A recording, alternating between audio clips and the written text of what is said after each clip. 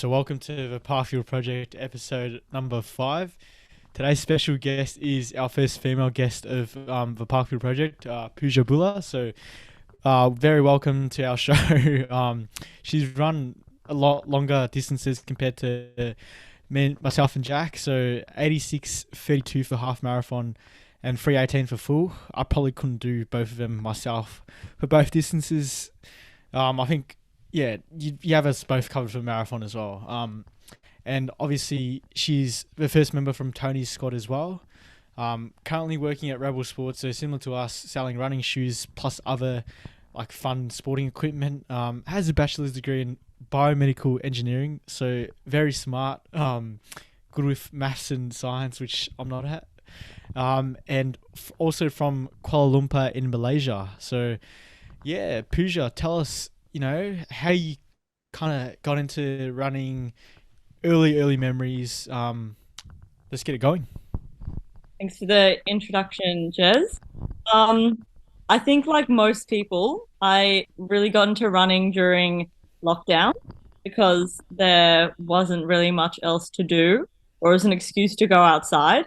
So always pretty active in school, but I was very much like a swimmer, hated running, or I played team sport. And then, yeah, during lockdown, I think I liked being outside. And then obviously I had like the influence of like my brother Sham going out for lots of runs. And I was like, maybe I should do that too. So started doing that. Yeah, the process becomes quite addicting in a sense. And I remember I had this goal of like, oh, before I turn 21, I want to run 21 Ks for my 21st birthday and do like a half marathon before that. So I did that. I ran 21 on my 21st, and then I kept on doing that every year, like the number of Ks for the number of years, and hopefully I can keep doing that until my knees allow me. So yeah, I like really enjoyed that, and then I thought when I saw Mel Mara come around, I said, let's just do a full marathon and see, because the half wasn't too bad, so surely double the distance like won't make too much of a difference. Um, and yeah, I just trained for that throughout lockdown, which was like easy because I had nothing else going on when you can't do anything else. And then yeah, Mel Mara just ended up being like the best day ever. There was no pressure for time or expectation or anything, and it was like my first race in a sense. So yeah, that's when it all started. And how Mm. how long did it take you from going from like a complete beginner at the start of COVID to your first marathon? So probably like I'd say I probably started running consistently like mid 2020, like July, and then the Mara was December of 2021. So it was like a good more than a year of just running consistently, making a lot of mistakes along the way, like a lot of people do. Yeah, it was definitely like a considerable amount of time of like getting used to the time on my feet and just spending time running. Like I don't think I could run 5K straight to start with, and then and then you can run 42 without stopping. So adaptation. For sure. Did Yeah, you 100%. have any advice? Because given you've, I guess, done what lots of people aim to do, like non-runners aim to do, and that's to start getting into running and then eventually do their marathon. Do you have any advice of people that are starting that transition, looking to complete their full marathon? Yeah, I think one is like being realistic and expecting that it does take a lot of time. Like you to get your body used to it, especially to do it in a way that you won't get injured in the process. Um Another one is probably just in a sense like when you're doing your first one, this is just my opinion, but my goal was just to finish it, maybe not stop, that was kind of my thing. Um and maybe you don't necessarily need a goal time in mind. And I think that's why I enjoyed it so much. I didn't really have this pressure. It was more just like to take it in, enjoy the day, um, and sort of have a reason of why you're doing it. I think that sort of gets you through as well. But yeah, I could go into the more like technical aspect of things, like strength training, fueling. But I think those are the two things I would say that aren't necessarily discussed as much. Yeah. And just quickly, with obviously the full and half, you said it's a pretty smooth transition, but obviously there's a lot of Ks, extra Ks that you do. And towards the end of a marathon, like let's say 35 to 42, I've obviously never done one, but you both have. You mentioned there, obviously, you have to, kind of motivate yourself. What do you say? Like, do you think of your family, or like when you're in that, tough situation? I just remember, like, yeah, around the 35K mark, you're kind of coming back from St. Kilda Road, going towards the tan, and you're mentally preparing yourself, and there's that hill. Like, sorry to my family, but I just was not thinking about them at that. I was fully focused on myself and sorry, Sean.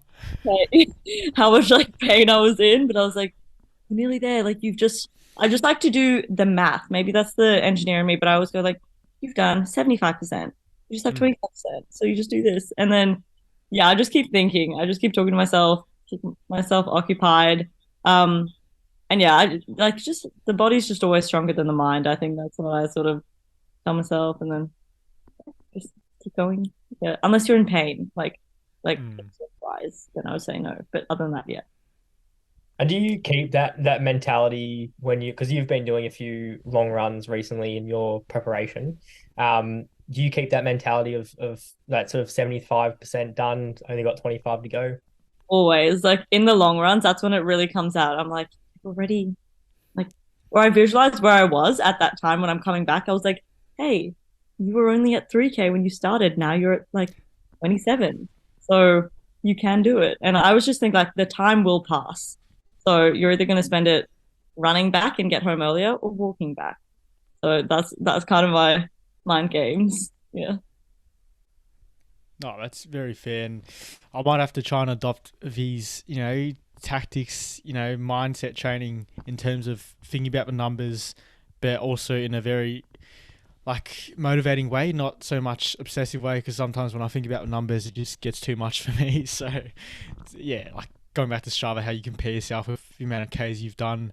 But yeah, no, it's really good what you've done so far. And yeah, it's good to kind of segue into rewind back to how you started, because all of us at one stage kind of trained together with the dev squad. So tell us kind of that time period when you joined Melbourne Uni Apps Club and those early memories, Pooja. Yeah, so I joined the dev squad in like the end of May of 2022 last year. And yeah, basically Sham, he was training with Max's squad, and then I think he realized that I was actually enjoying running, but I didn't really have like structure. So he said to just come along to dev squad one day, and I did. And honestly, it was like the best thing I've done. I'm so happy that I joined Melbourne Uni Athletics.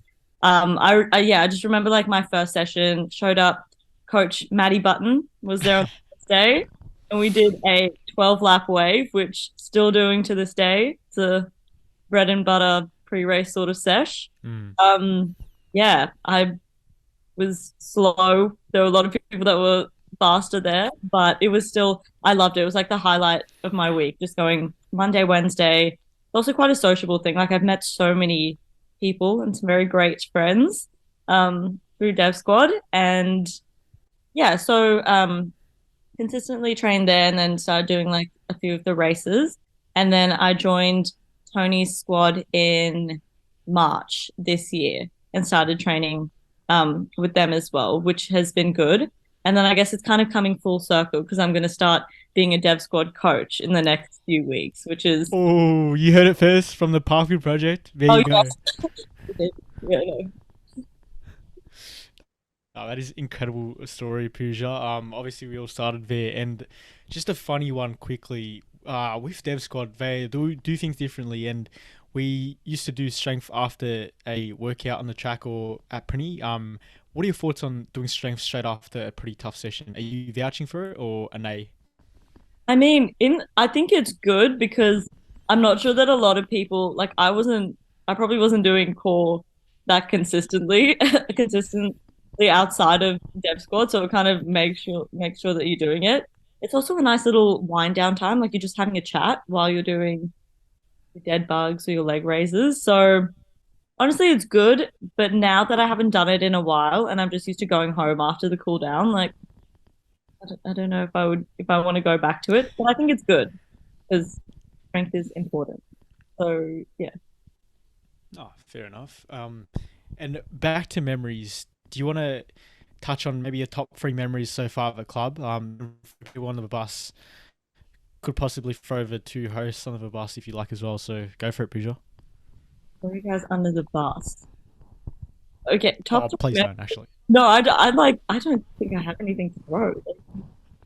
All fond memories. I do remember you were. I think you were both there at my first session though. All right. Remember Jack and yeah, I saw you guys were just like jogging around, the track or Prinny or something while I was doing that, and I was like, hey, this is cool. You know, a lot of different people. In terms of fond memories, I was probably the first one has to be like my first ever race, which was Burnley last year, because I feel like that was the first time I understood what it was like to actually race and like push yourself. Ended up really like was happy with my time. So that was a fond memory. Probably just the pre-race Palmer night rituals, especially because I tend to get roasted every time by Jackie for my choice in meal. I get the Palmer occasionally, but I'm actually more of a chicken schnitzel kind of gal. And Fair enough. yeah, I just Not fair enough. a lot of yeah. Oh, yeah, actually, not fair enough. What am I saying? I'm saying it here, but Can you justify like just schnitties are better or? it might have something to do with lactose intolerance, Oh, okay, yeah. but yeah, I think I just like the schnitzel. You If they Right. could provide lactose-free cheese, would you go with the Parma? I mean, if I'm gonna have cheese, I'm just gonna have the real thing. Like, I don't know if I want lactose-free cheese. I don't know. Yeah, right. I can't give a proper reason. I'm like so used to getting the schnitzel. If you're hearing it now, I will get a Parma the next time. Okay, it's a TBC on when the next thing will occur, but this will end up being a grab anyway. So, Pooja, your next meal will be a chicken parma. So, But I'll just touch on, I guess, quickly about bringing memories of the club.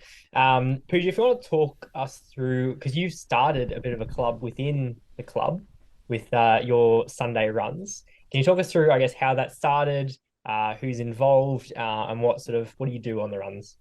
Yeah, so we have Breezy Sundays, and that started, I think, in February this year.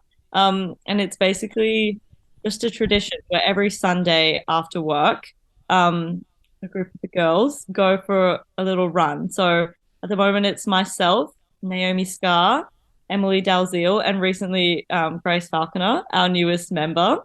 And yeah, it basically just started one Sunday. It was very windy because we like to go along the beach. And then Chris Brown, who is also known as Breezy, um, we decided to call it that because it was so windy and it's just stuck. So yeah, after work we'll just all go for a run, variety of distance, usually between 8 to 12 Ks, all together around the tan. During summer we'll go by the beach, have a dip, continue the run. And it's just nice because it's easy Ks to end the week. It's very sociable. So you just have a chat, which is the best thing to do when you're running. And I'd say we've been fairly consistent. Like it's coming up on nearly a year. So t-shirts need to be made or something. But yeah, we're trying to recruit more people. So come join Breezy Sundays. And with the Breezy Sundays, I feel like the past few weeks, we'll touch on it later, but I've been going too quick for long runs, which has probably cost me. With the Breezy Sundays, is it like the name? Is it like pretty chill, like 5 minute Ks, or do you get carried away and go 4:30s? Or talk me through that. No, it's very easy. It's like conversation pace to a T.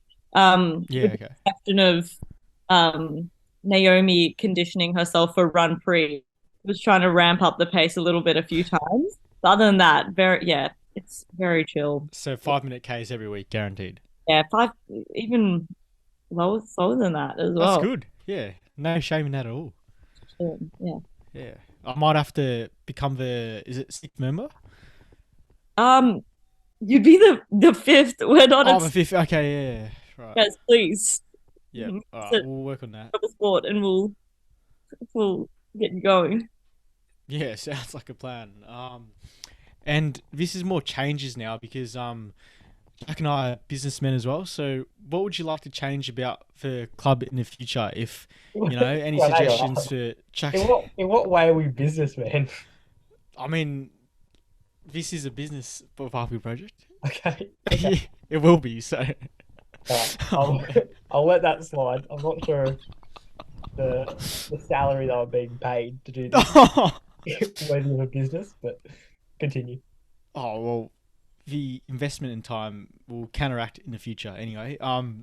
Yeah. So if you could change something during track or cross this upcoming like 24, 25 season, oh no, 23, 24 season, what would you suggest, Pooja? Um, Probably two different aspects. One, which I think has started to happen, and what we did before the TANs. It was really nice when we had the sort of group training session. I think that's just always good for like club rapport, getting to know other people. There's different paces overlapping as well in that, so it's just nice to train with a new group of people. So seeing more of that going into the future, I just don't see how that would ever be a bad thing. Um, and probably even variety in like the training locations or the sessions that we do. So yeah, getting more probably a bit easier with summer, but a bit more like hill work in even on the tan, a few more cross country specific sessions, which my group have done on a Saturday a few times before. But I think yeah, training on more of the terrain that we'd be running on in cross country could be a good idea as well. Yeah, I completely agree with that. Like hills is always important, but to counteract that, we're in track season now. It's all about the track, so I think I'm a bit sick of the hills. That's why I've gone down on something. But anyway, to finish off, you said the town about probably or maybe 4 times. Is that your favorite running spot? If not, do you want to tell us your favorite running spot of all time, Pooja? It probably, honestly, it probably would subconsciously be the tan because it's really close to me. It's Mm. just the default, like, I'm gonna go for a run. I'm gonna go to the tan. And it's, sand, a bit easier on the joints. Um, yeah, I would say yeah, I'm just like so used to running there. Anderson Street, the hill, was special for me. So like that. Other than that, I love doing long runs like by the beach. So, you go all the way, Port Melbourne, St Kilda, Elwood, Brighton, all that. It's just nice, uninterrupted. It's pretty busy, but no, it's good. Go for a dip after. Yeah, those are probably my two faves. No, yeah, it's good balance. I think the tan would be more like your solo stuff, like you were saying, and then breezy Sundays would be more your like closer to the beach stuff. So yeah, completely agree with that. There, Might throw to yeah, you go, Jack. I'll just add in. Is there a spot maybe overseas that you've enjoyed running the most? Oh, yeah, probably um Nice in France is really nice by the coast because it's also just uninterrupted. You could pretty much run all the way to like Monaco if you wanted. How far Um, is that? I honestly don't know. I would make up a number right now, Go on. but Oh, an ultra, it's probably like 100, 80 Ks, my sources tell me. Yeah, we're gonna go 80 Ks, so like roughly two maras in a row. Um, yeah, and also St. Moritz, obviously, like is quite a special running destination. I would say using the track there was pretty cool. Oh, but also, sorry, I'm just gonna keep going. Just anywhere in Asia, I kind of like the humidity. Like it's really hard to run in, but it's just a nice environment. Like running back in the streets of Malaysia hmm. and stuff. So yeah, Yeah, and quickly going back to Nice, how far did you say it was, Pooja? Like your estimate, sorry, in case. 80, but it's probably like times three of that. Maybe divide that by 4 actually. Oh, it's 20. Yeah, it's 20 or 19.1k apparently from Nice to Monaco. Okay, I was given wrong information, but even better. That's your long run done. Just cross countries and come back. Yeah, you're very right in that aspect. Anyway, Jack, mate, guess shoe corner. Go ahead. Yeah, well, I guess this is going to be a bit more of an intriguing one given your employment at Rebel Sport. If you want to talk us through yeah, your shoes that you're currently wearing, what your dailies are, super shoes, any other spikes or anything like that. Well, I would say what I spend most of my money on is shoes, and I'm very aware that I have way more than I need, and I will continue to keep buying more. Um, it's That's like, why. yeah, just love my shoes. Okay, daily trainer recently is probably a Triumph 20. I quite enjoy. Asics Nova Blast as well, not bad. Um, Carbon plated shoe. It's hard to go past the Vaporflies. Like they're 100%. pretty good. But I do have a soft spot for the New Balance RC Elites. Wore them for my marathon, the first marathon, and I just thought they're really good. I don't know if they're up to par to the Vaporflies, but I still rate them. Um, I'm yet to try the Alpha Flies. I've got them ready for the Mara to whip out, but we'll see. Heard good things. Um, Session shoe, Endorphin Speed threes, I like, or potentially Nike Tempo React with a little bubble. Next Yeah, percent. Yeah. that one is good. Recovery Run shoe Invincibles have my heart. They are very soft and plushy. Members of Breezy Sundays, we all have the same shoes as well. That's to the cult mentality. Fair enough. Um, yeah, so that's a good easy run shoe. This is more maybe of an all-round shoe, but I've got a soft spot for the Asics Noosa, the Noosa tries. I've got the 13s, 14s, and 15s. I think I love them because they are so obnoxiously ugly and no one ever wants to buy them. It Like, feels good though. I've tried them on. Like, yeah. yeah, they're really light. You can use them for like a session or just like a daily run. They're really colorful. Everyone's always like, "Oh, those are so ugly." I don't know who buys them. And I'm like, "Yeah, no one does them." It's me. But I really like them. Yeah, I would say those are some of my shoes. There's a few more in the mix there, which I don't wear as often. Just quickly on the Invincibles. So, like, if I'm joining the Breezy Sundays and not rocking a pair of Invincibles, would I get kicked out of a Breezy Sundays? Or? We'll be asked to leave. Jeez, that is a stitch up. One warning, and then after that, because you're not committed to the sisterhood, Jerry. So Fair enough. Yeah. Anyway, back to you, Jack. Yeah, and have you got I guess over your time of purchasing shoes, have you got any shoes that you consider a bit of a classic in your heart, something that you remember wearing a lot and enjoying it the most? Probably, like I think when I first started running, my absolute daily trainer that I had two of was actually the Infinity React, but it was the first one. And I've tried the twos and the threes, and now they've got the fours, but they just haven't, they've messed up. The ones were so good, and honestly, one of the best daily trainers I've ever had, and it's so hard to come by now because you can't get them. So, yes, they will remain in my memory as one of the best shoes that I've had. But I guess that's a novelty that I can't really get them anymore. Yeah, I would say that one. I find that very surprising. Not a fan of the Infinity Reacts at all, so it was just very uncomfortable wearing it. But anyway, your thoughts on that, Jack, quickly? Yeah, I wore the twos. From what I remember, they weren't that dissimilar to the first version. But I think it was a couple months ago we got the fours, and they're like completely different to all the others. They don't even look like a real running shoe. I think they missed the mark there. I don't know how to describe a shoe. It just looks like a pizza with a lot of toppings on it. There is some pepperoni vibes on that one. But yes, it's very, I think it's the foam they've changed or something in that one. But yeah, I'm yet to try them, but we'll see. And I guess summing it up, how many shoes would you say you have in your rotation? And then we'll extend that just for you, or how many shoes you have in total, just in case of the shoes that are not in the rotation but you still have. In the rotation, there's probably like 8. And then shoes in total, there's at least 15. In this house, there is probably close to, if not over 30. Just run.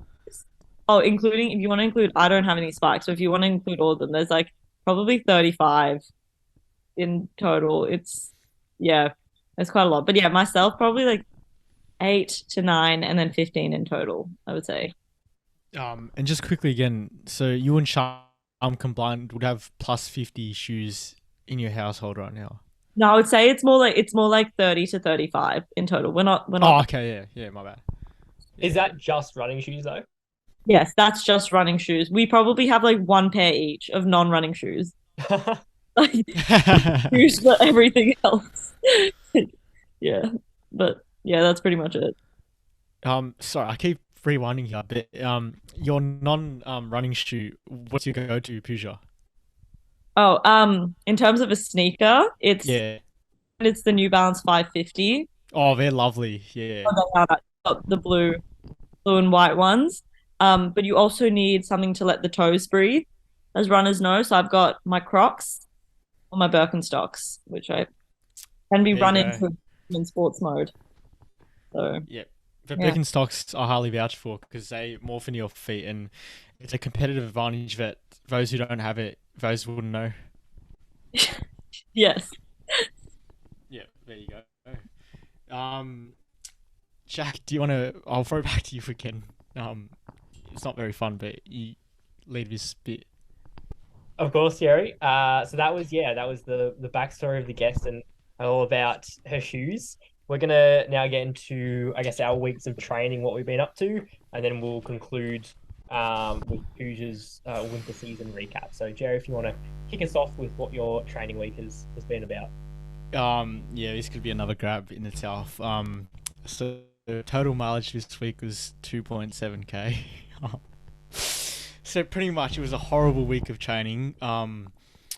People think I'm in bad place mentally. I'm in a good place mentally. It was probably the past few weeks that's probably caused these injuries to pop up. As you both are aware of what's been happening. But aside from that, so Tuesday was meant to be a pretty tough track session that Isaac sent me. So I did my warm up 2.5k straight from Northcote to Collingwood and it was fine. And then when I started doing my first stride, I felt a click in my right knee. It's like, hang on, mate, this doesn't feel good. Might just stretch it out. So I did a few lunges and then got into the second one when I was in pain, like 7, 8 out of 10. Had to walk myself back up the hill and Dad was like, why are you home early? And I'm like, oh, I felt my knee. I was like, oh, damn. Jeez, all right. And then I rested it for 2 days. Like, Jimmy, shout out to Jimmy the physio. Yeah, he told me to do that. Like, of the past, I've had niggles and did that. And then, it would have been Friday night. I was meant to jog on Friday, but then I can't remember what happened. Would have been Thursday maybe. Yeah, Thursday we had a live show for Sports Desk. What I did was, I'm gonna keep this person anonymous, but anonymous. We did this hopping competition after just this journalism meeting. I probably should not have done this hopping competition, but it was a bit of a dare. She said, "Oh, your other knee's fine, so why don't we race in a hopping competition?" Anyway, so I think I lost that competition, and then my follow through was horrible. Like, I think I just kept on hyperextending it, and then when I got home, I was going to bed. Just when you're rolling around, just trying to stretch it out or something. I stretched my left calf, and I felt another click, and I was in pain that whole night of sleep. So then the following day, I was struggling to walk on my left side. So then both my left side and my right side is gone. So seeing a physio or seeing Jimmy this week, yeah, hopefully it's not the stressy, touch wood, but hopefully it's just a strain. Yeah, so Jack, talk us through your another 80 plus week and Pooja with your 50 plus weeks. Or comment on what you think about my week. Well, I'd say you've rested well, not doing anything silly. I don't know. I'm not a physio. I would say clicking is probably not a good thing, but doesn't sound like it'd be a stress fracture thing. It might be more ligament stuff. Which, to be fair, in the knee area is not great because it's like, I don't know, there's so much force that goes through your knee when you're running. So look, we'll see. Yeah. I trust it will only be a short time out, and you'll be back running soon. So, Pooja, unless you had any thoughts, I can get cracking on my week. And the hopping. I mean, maybe hopping counts to like the weekly mileage. So maybe you're at like 3K, but Yeah. from that, Yeah, we actually appreciate that. So I did 3K for a week. Yeah, I appreciate Anonymous for encouraging me to do that. So anyway, we might put that video out for people to judge on who won that hopping race because I'm very competitive. If this person wants to be released, but Jack's seen it, and who do you reckon won that race? Well, you clearly didn't win given you've done both your knees. Like you might Yeah, have won the race, that. but you haven't won it life. Yeah, you're right, Jack. Anyway, talk us through your week. Another very consistent week like you always do. So yeah, talk us through. Thanks, Jerry. Yeah, I was well, it started off a little on the shakier side. So on yeah, so I did the long run on the Sunday, and then Monday, which I always take off. That went fine. Then I had I had a mate of mine that I went to Jeez. Vietnam with at the start of the year. And over there, I was, just, talking about running. I went for a run and whatnot. And he was like, you know what? I was like encouraging him to go for a run, got him to go for a run. And then I managed to get him to go for a second run because he's kind of he's got a competitive edge to him. So he said, what time do you think I could run a 5K in? And so I was like, oh, I can't remember what it was, like 28 minutes or whatever. So he was like, all right, deal. I'll he paced me to a 28-minute 5K. And so I did that. He did, obviously he completed it. He blew up quite dramatically, and he pushed himself. Like I was actually really impressed how he got through it because it was in like the 30 degree kind of heat in Vietnam and the humidity. So for someone to get through that on like their second ever run in life, it's a fair play to him. But the point is that I then had to do his sport because he did my sport. And so unfortunately for me, his sport is jiu-jitsu, which is a little on the more it's a little more contact than running. Mm. So yeah, went there and did the first technique that we were shown was throwing, which would be when you step in front of someone and then you grab them and you throw them over your shoulder, and so you'd sort of practice that technique that you've been given, and then so you'd swap with your partner of who's the who gets thrown and who does the throwing. And so when it came to actually, it wasn't even the guy I was training with. It was like one of the more top of the range guys. So it was like, I think he had a purple belt or something, which I don't really know what that means, but from what I've gathered is it's a relatively high level. He picked me up, threw me over his shoulder, and I landed funny on my knee, and I ended up sort of having a bit of a shearing force on my knee, which wasn't ideal, but it sort of hurt for a bit. It was one of those classic sort of, I guess, when you jar your hand and it sort of, hurts a lot when it happens, and then it sort of, the pain goes away after a while, and then it's all good. That sort of happened with this one. And then, but then once I got home, I had dinner at his place, and not the guy that threw me. I'll never see you again. The guy that I went to Vietnam with had dinner at his place, and it still felt a little bit off. Drove home, and then once I got home, it was like properly constricted, like I guess the ligament in there, and I could like barely walk around my house. I was like, well, this isn't good. And for the the trip there, I was like, I've got one job tonight, and that's not to get injured from doing this. And I ended up getting injured. But I was like, you know what? There's pain on the inside of the knee. So when I run or walk, it doesn't feel like it's directly hurting it. And for the most part, I have a bit of philosophy of, if you injured it outside of running, then there's a good chance you can still run with it. because it's doing a movement that is sort of not normal in running. So I went for a run the next day on the Tuesday, which I'd planned on doing an easy run anyway, thanks to Pooja's brother Sham was doing a networking event that night. So everyone had planned to do the session the day after. So did 12K run, kept it really easy to try to protect my knee. Woke up the next day and it was getting better, and the day after got better and better. And so recently it hasn't really improved for the last few days, but I'm sure within the next week it will be fine. But yeah, that was a little bit of a scare. Yeah, we'll move on to the next part of the week. Had the Tuesday, did a 3x2K. Oh, sorry, the Wednesday 3x2K session with Wes at the track during the Dev Squad session, which is good to warm up with them. Saw a few people I haven't seen in a while. 3:30s, basically 3:29 average-ish. Then actually it got a bit hotter this week. I don't know if you guys noticed. I was struggling a little bit. So the next, I think, I titled one of my Strava posts, "This heat should be illegal in September." I tossed up between that or the heat should be illegal in the first financial quarter to try to a little bit of a saucy spin. That's a bit exactly, because I'm such a yes. So then we moved on to yesterday, Saturday, did a park run for around Prinny.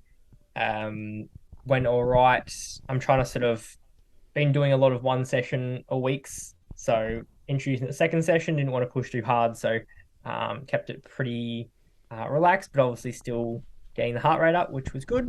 And then this morning I did a 23K long run with Lee, Zaka, and Johnny, which was good fun because Zaka and Johnny don't often join the 5-minute group, so always good to sort of catch up with people you haven't seen for a while. So that was my week. In total, it went to 88, I believe. Yeah, so another full week of running.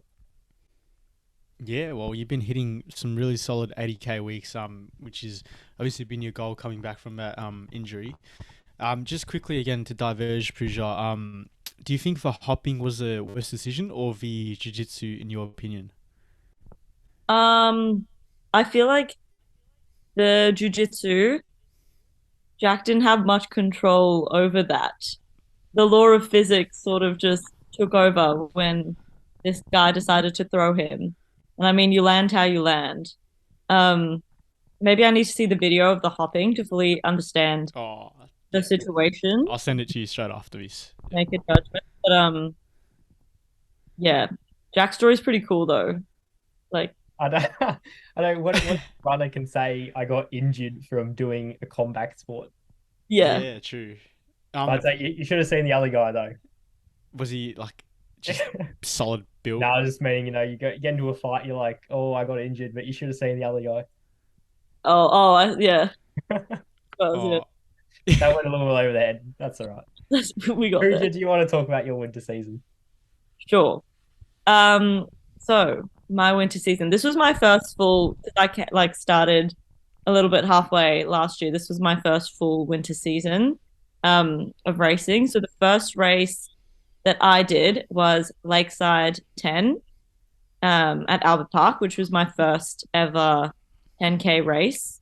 I think that was 38.50 maybe for that one. That was quite enjoyable. I enjoyed the 10K. I liked how cold and miserable the conditions were. It kind of added something to it, bit of grit. Also, I just like that a lot of people show up for that race. Like, it's always a better race when there's a lot of representation from the club. So that was very good. I think after that, I did Cruden Farm 12K, which was my first ever like actual cross country, like grass, hills, all of that race. Terrible. Don't want to do that again. It was so hard. 12Ks felt like 24. Windy. It was so windy. The person in front of me got hit by a branch and there was just blood gushing down their face. Are you really? Yes. That is ridiculous. Very dramatic. There were just trees just everywhere. Not that like that didn't contribute to me running badly, but it was a good experience still. What about a mud pit? Oh, well, there wasn't that much mud in this one, and I kind of wanted there to be mud, except there was this log that you had to cross over a little waterway. Oh, But it it, wasn't little. I was like knee deep, like oh, in the we, pit. okay. Yeah. Yeah, I didn't realize it was too congested to go on the log, so I was like, I'm just gonna go through the river. That was a lot muddier than anticipated. So got a bit stuck, but other than that, good experience to do, good training. That's how I look at it. But yeah, definitely scarred me a bit. After that, I think I went away to Europe for a bit, and then first race was a couple days back from Europe, and that was Ballarat, 15 Ks. That was, I think that was like bang on an hour exactly, which I I wasn't too upset. Like, yeah, was okay with that one. I think being away for a few weeks doesn't put you in like the best condition, but it was still that was a good race as well. 15 was an interesting distance to do. Love a road race, so marathon race, enjoyed that. And then it was pretty much Burnley and Tan relays in the past few weeks. So um, Burnley was interesting. The one of my gels didn't go down too well. Morton caffeine decided to experiment. Didn't pay off at around 13K, but still good. Not a bad run still. Still faster than last year, which is always nice to see. And then 10 relays this year. It sounds like I'm just complaining about all my races, but I promise there were good ones that weren't XCR races. Like I did some other races that were like the De Castella run, a few half marathons here and there as well that were really good. 10 relays wasn't ideal. Sort of a combination of a niggle that I've had over the past few weeks and some hemoglobin issues. But other than that, great day. Support the team. Go Muac. Always fun. But yeah, that was my winter season. Closing off soon with fingers crossed the Mara. Oof, In oof, oof. we'll see. But yes, should be good. Oh, that's lovely. And tell us about your week, which started with an afternoon elliptical, Pooja. Yes. So a bit unconventional for me, a bit of a lower K week, but yeah. Um probably my 37K long run on the weekend that did that. But yeah, a bit of a niggle in the hip flexor, bit of tendinopathy in the past couple of days, and that sort of intense low impact. Hour on the elliptical it was. Tuesday did a session in the morning separate from the training group. That was 6 grassy Ks. Always good to run on the grass, so I didn't feel too bad, but I felt it towards the end in the cool down. So I took Wednesday off. In that case, Thursday, just no session, little 8K sort of jog around the area. Friday morning, easy hour jog as well. Took Saturday off. And then today, just 22Ks for the long run. So pretty much going in hand with like taper week in the past 2 weeks, but a few more rest days than I'm used to taking and much lower mileage, but that's sort of how I've been managing it, just reducing my load, resting a little bit more, and it seems to be working. So, yes, that's me. No, awesome. And so just going back to the marathon prep, so obviously 2 weeks leading out, what are you doing in terms of tapering and what do you do 2 weeks after marathon? Do you take a full week off or do you do really easy jogs? Talk me through that, Pooja.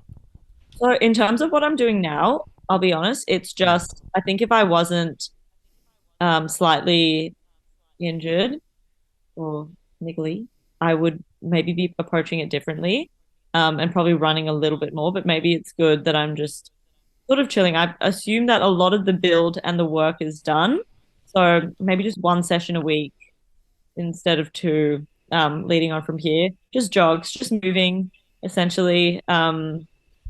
Yeah, make sure I'm rolling and recovery. Recovery is probably the important thing. Yes, that's probably what I'm doing before. Um, hydrating, electrolytes, all that. After what I did last time is yeah, just took. I think I took like 2 days off, and then I really like to swim. So like swim and jog will probably be the protocol after. But yeah, we'll just want to get there first, and then after that, I'll just be like, yay. Yeah, for Maybe I sure. won't want to run for a while. I don't know. We'll see. Yeah, the thing I like about your training is you're pretty present, so you always stay in the present, not you know doom and gloom about the past or worrying about the future. So yeah, it's always good to keep maintaining what you're doing, and obviously you're not injured like me, so I can't really talk. But it's Hey, okay. Yes. yeah, no, it's good. And Jack, mate, Jack's special segment. What do we have this week? Yeah, I've actually just realized it's easier if I do it a certain way. I'm Oh, just helping out now. Okay, so this week's on Jack's special segment. So, uh, what's Pooja all about? There was talk of Malaysia, but I thought Steve had the New Zealand, Australia, New Zealand thing. So I wanted to, take a step back from the international flavor, and go with something a little bit more original. So because you do work at Rebel Sport, I've titled this segment Rebel or Soul Motive. Not a super inventive name, that one, but the idea is from what we're about to talk about and say, people can decide whether Rebel or Soul Motive is the better place to shop at. Okay, I like it. So fair enough. what we're going to do is we're going to start off. So we're going to have two categories: super shoes and dailies. And so I've picked what are, I guess, the most classic in those two categories from a bunch of different brands. And I want everyone to, I guess, talk us through ranking those shoes of which you think is the best. And then I guess we can have a little discussion of why we think that is the case. So we're going to start with the super shoes only because they're the ones that I've written down just quickly. So I will paste it in the show notes if you guys want to read over it, and we'll start with Pooja to start with. If you want to talk yourself through these list of 6 shoes and how you'd rank them. All right. So we've got Alpha Fly, Vaporfly, Metaspeed, Endo Pro, Hyperion Elite, Rocket X2. Well, first off, I might just mention that Rebel does not sell a lot of these, like a specialized shop that Soul Motive does. Ooh. But I will say it does depend on the distance that you're racing. But I'm gonna go like half marathon as like a good middle ground. Alpha Fly, I'm gonna say is up there. Like the pros are using it. Kipchoge, he's using it to break world records out here. So I'm gonna put Alpha Fly on the top. Vaporfly is going to come in pretty close. Maybe I'm just quite biased to Nike, but Vaporfly. I have used the Meta Speeds and I do really like them. So I am going to go for that next. Okay, this is basically just an order of what I've said to them. Endorphin Pro. Rocket X2. Is that Hoka? Yep. Mhm. Yep. That's the Yeah. latest. I'll be honest, I very much agree with the ranking that we've pasted in the notes. Oh, wow. With Endorphin Pros coming fourth. Hyperion Elite, that's the Mizuno. No, that's a Brooks. Oh, actually, I might put Hyperion Elite at the bottom and put the Rocket X2 maybe just above it. Not that I've tried either of them to speak about, but yes, I didn't give much justification for that for the last two, but that's going to be my list locked in. All right, Jerry, have you got any I guess rebuttals to that? I guess it's been a pretty solid order if you want to change anything around that Pooja's just discussed. I'm just changing it completely around. Ooh. It's more just because we train for different distances, so based on individualized training, really. There's no real, yes or no, depending on who you are as a runner, in my opinion. Because I'm more of a 1500 to 5K runner, so my list would Yeah, probably but you're not going to use these in the 1500, Jerry. No, but like for your faster reps on the track, like your 400s. I would base it on Oh. either a 10K or a half marathon distance racing on the road, I'd say. Yeah, even still 10K. I'd start with number 1, Vaporflies. I feel like it's close to the ground. I love close to the ground feels of shoes, so Vaporflies are very light options. So go fat. Obviously Zoom X very popular as well. No brainer. The Alpha Fly's in second, obviously, as Pooja said. Kipchoge, 5-time Berlin Marathon champion. It's a really great road running shoe. Got 3 carbon plates in them, so a no-brainer. Nike's just still in that top 3 echelon of super shoes. And then in third, I've got the Endorphin Pros. Even though I like firmer shoes or even racing shoes, I really enjoy the ride of the Endorphin Pros. Very soft. It's a bit of it feels a wider fit, even though the toe box is quite narrow. Suits me, of those who have not just your narrow feet. And I like the ride better than the Metaspeed Skies. I don't enjoy the Metaspeed Skies. I feel like, it's not as forgiving for me. Just in my opinion, I know Jack really likes it. And then I'd put the Rocket X2 after Metaspeed Skies, and then Hyperion Elites last. With the Rocket X2s, I haven't really worn it much, so even just trying it on a few times, the foam doesn't feel maybe as responsive to your Metaspeeds to the Vaporfly, so that's my justification. If you want to run quick, you got to feel good with the foam. And then your Hyperion Elites, I've heard and worn as well. It feels really responsive, good for track work and your 5K efforts, but for your longer stuff, I feel like there's better options up top, which I've listed. So what about Jack? Do you want to throw it on to yourself as well? Well, I'll certainly throw it on like I throw a pair of shoes on. So I'm certainly gonna throw a couple little spanners in the works here. We've you both put okay. So Pooh just put the Alphafly, Jerry put the Vaporfly. I think Jerry's correct on here. I think the Vaporfly is the best on the list. I haven't run in the threes, but certainly if you base it on the two, I thought that was the best super shoe that I've worn personally. Then this is my, I guess, my hot take is the Metaspeed slots into the second place. It's been my main go-to shoe for this year, and very much enjoyed it. I love the, I guess, extra foam in the forefoot compared to other super shoes out there with I believe it's 34 compared to a lot of them have only 32.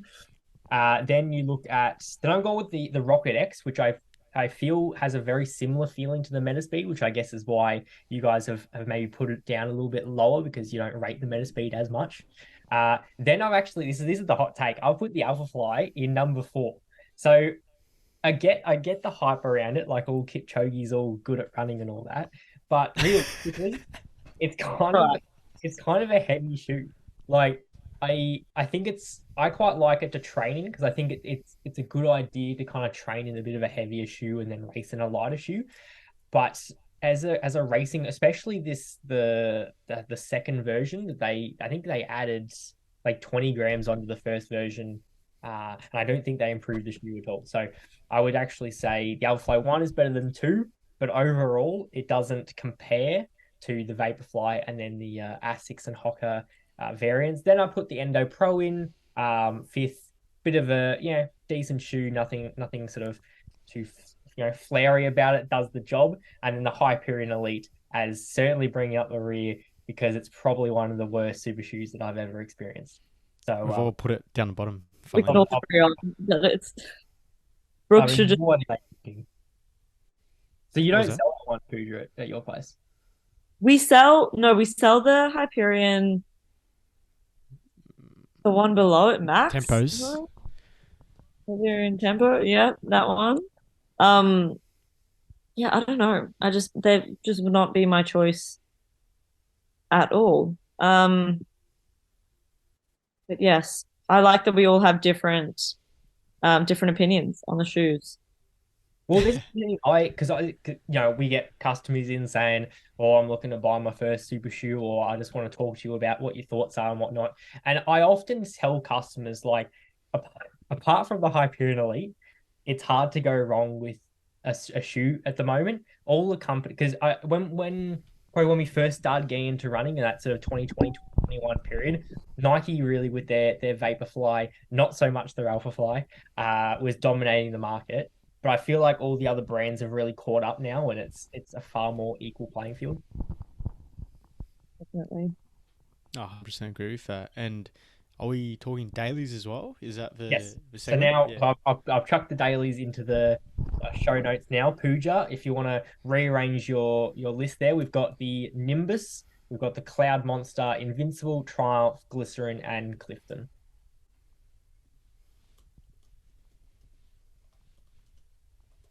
All right. I was a little bit worried putting the Triumph in there because I didn't know you had worn it, but that's it. Um,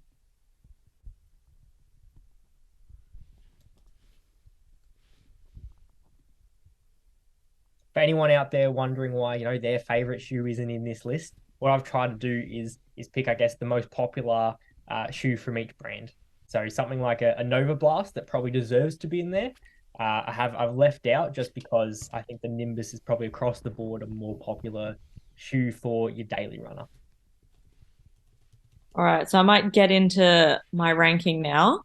Um, First I put Invincible. I really like these shoes, whether it's a daily or a recovery. Oh yeah, we'll say it's like a daily. I've had the twos and now the threes, and consistently just a good shoe. Very soft, bouncy ride.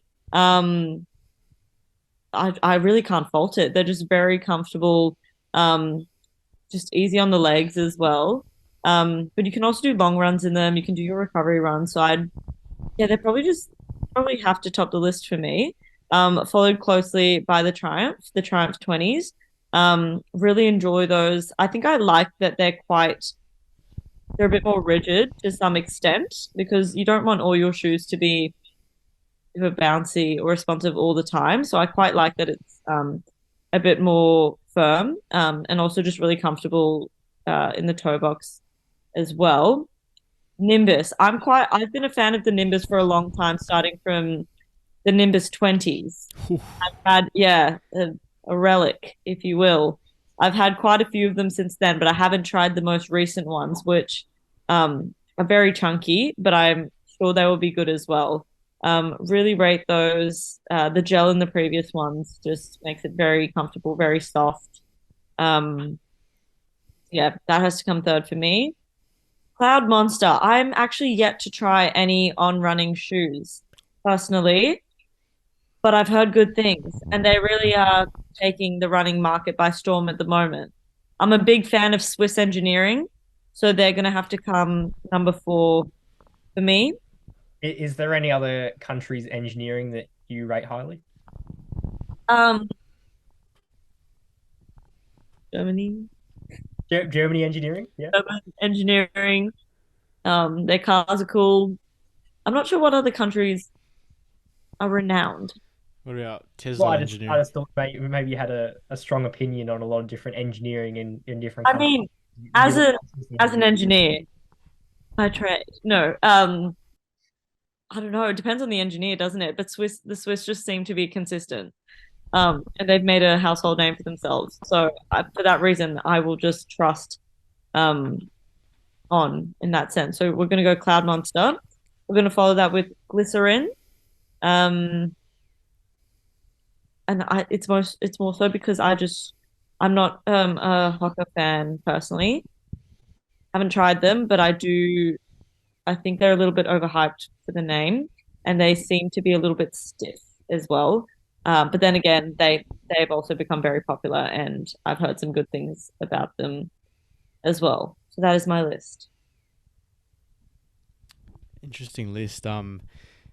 Very different to all of us, and we all got different opinions. So, yeah, respect the Invincibles first and Clifton's last. For me, the Munsters would be first because I love On purely because Roger Federer was my idol growing up. I was very biased, but even trying it on, initially I didn't like the feel, but then I was like, give it a crack, and I didn't listen to Jack or Tane when they tried to sell me the Cumulus and Nimbus.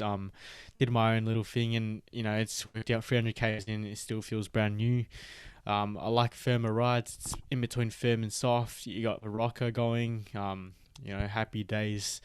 When I can hopefully run in the Munsters again.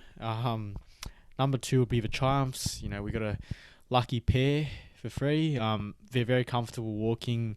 I don't see why I can't do my easy runs, long runs in them. They feel like a really good daily. Put the Invincible Freeze third. I tried them on I had the ones, really enjoyed that.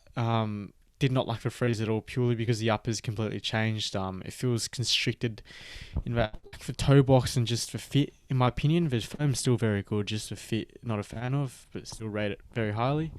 The glycerins in 4, tried them on again. Very, supportive cushion shoe. Just haven't really trained in Brooks, so can't put it too high if I haven't done many Ks. I put the Nimbus in 5th. Not a fan of a Nimbus. I think it's, even coming from the Invincible 1 background, I didn't feel comfortable in the shoe. Like, I wasn't doing my natural stride on the chatty with it, so I just said no to that. Purely personal opinion again. And then lastly, the Cliftons. I'm not a fan of Hoka shoes. The drop's only 5 mil. I like shoes with 8 to 10, preferably. Even the Ons are like 6 to 7, but the Cliftons are a wide shoe. I've got wide feet, but the issues with, like, the drop is only 5.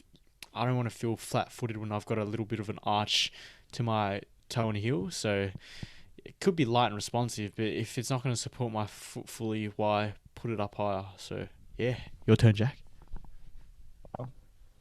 Again, I'm gonna disagree with a lot of what you guys have been saying. So I put number one. It's not surprising. It's the Nimbus, the most underrated daily, probably the best daily of all time. So much so I've got 2 pairs, right? Real nice and soft. The only drawback is you can't really pick up the pace in it. But as a shoe, it's got a wide base, nice and stable. The upper is nice, it's got a nice gusseted tongue, and then the foam itself, it's very soft. You feel like it's a great recovery shoe. If you do a long run in it, you're gonna pull up better the next day. So that's why I've got the Nimbus as a number one. Then I've got the Triumph, actually, which is both of you guys went with the Triumph for the number 2. So I guess that probably speaks volume of the quality of the shoe. So I guess a similar reasoning. It's nice and soft, but I also like how it's a little bit more responsive. So if you want to pick up the pace a little bit in it, you can. Whereas you still, I guess, you've got that softness going to protect your legs. So then I've got the Clifton in the 3, which you guys have put dead last, which I think is quite disrespectful to the Clifton. I haven't worn the Clifton since, what are we up to? The 8? The 9? I wore the couple of years ago. I wore the Clifton, and I was a big fan of it. Granted, I'm a fan of, I guess, maybe a bit lower drop shoes. So that's why I've got it there. Again, feels fairly similar to Nimbus. I like the rocker in it. Then I've got the Cloud Monster, which, if you'd asked me this maybe this time last year when I first got the pair, I would have said, yeah, it's one of my favorite pairs of shoes. But I just find it was a little too firm. But the speedboard in it, I did like. You can pick up the pace a little bit in it. It's almost, I guess, a bit endorphin speed-esque type with that sort of rigidity to it. Then I've got the glycerin, which we've all put in that sort of lower bracket. I think we can all accept that there's nothing very exciting about a glycerin. It's the kind of shoe you put someone in because there's nothing that they want. They just want a standard shoe that does the job, kind of thing. Now, lastly, you guys are not going to be agreeing with this. I put the Invincible as dead last. I think the idea of the shoe I'm a big fan of, but I put it in last because I had the 2s, and from day one when I started wearing it, it did not work for me. Got niggles every single time I wore that shoe. I don't know if it wasn't stable enough or I just got a dud pair, but forever now, I'm scarred and I will not be picking up a pair of Invincibles. So yes, that's my 6 ordered. Fair enough. Yeah. Well, obviously we've all got different preferences, and as you've heard here on Parkville Project, it's all about what suits the individual. It's not what someone may recommend. If it does not feel good, do not wear it, because you will experience injuries. And yeah, like, in saying that, my injury was not because of the shoes. It's probably because I ran too quick in previous long runs and other silly decisions, which I'll happily take anyway. Yeah, so any final comments or shout outs from yourself, Pooja? Jack, anything you want to mention as well? Throw it to you, Pooja. Well, thanks for having me. This was very enjoyable. I love to chat about all things running. Um, Shout outs. I feel like I've said quite a few, but yep, just shout out to the Breezy Sunday team. I've got to mention them there. Probably I've got to give a shout out to the national record holder of the house, Mr. Sham, as well. Um, yeah, those that would be my shout outs. Yeah. Ah, well, yeah, 100%. Great shout outs. I hope to join the Breezy Sundays, but if I can find a pair of black market Invincible 1s or 2s, I'd probably rock them over the 3s purely because of that lockdown. Anyway, yeah, really appreciate your time, Pooja. I know, we're all busy. I literally just came straight from a 55th birthday, still in that formal stuff. I know, Jack, you probably had a pretty busy day with that long run and, stuff to do with uni, yourself as well, Pooja. So, yeah, really appreciate it. First female on, first Tony squad on, first dev squad, oh, actually, no, we've had previous dev squad members on, so, but still, a great member to have on the show, great person, and yeah, we do hope we can get more females on the podcast and, encourage more females to keep running for MUAC and, strengthen that Div 2 and Div 1 cross-country team. That's the goal for next year, I reckon.